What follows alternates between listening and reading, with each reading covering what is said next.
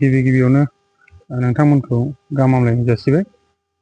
लोगोसे बे समाव गासै रायजो राजाफोरखौ खारिजाबिजनि दख'र दुलाराय बर' फरायसा आफादनि जानानै गाहाम हामलायनायखौ जासिबाय।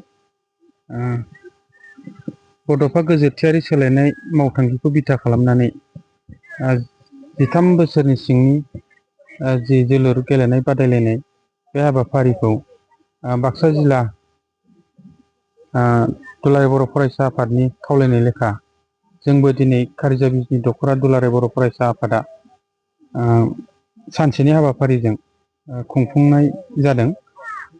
बेनि खुंफुंनायनि गुबै थांखिफोरा जाहैबाय जोंनि बर' माहारिया गेरेमसा माहारि जानांगौब्ला फारफ्रोमबो बिथिङाव जोङो जौगानायखौ लाबोनांगोन।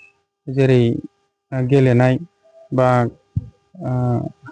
हारिमु आयदा बा बिदिनो सोलोंथाइ बेफोरबायदि गासिबो आयदाफोरखौ लाफानानै जि मोनसे बड'फा गोजोरथियारि सोलायनाय मावथांखि बेनि गेजेरजों जोङो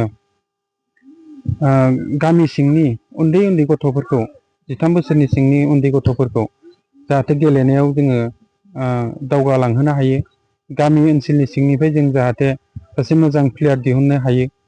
बेनिखायनो दिनैनि बे 13 बोसोर सिंनि गेलेनायखौ खुंफुंनाय जादों। खारिजाबिजनि आन्सलिक एबसुनि बेन्दोङाव गोलैनाय गासै 8था टिमा बाहागो लादों। गेलेनायाथ' जोबोद मोजां जादों। उन्दै उन्दै गथ'फ्रा दिनैनि बे गेलेनायाव जोबोर गोसो गुदुङै बाहागो लादों। जोबोर मोजां जादों गेलेनाया।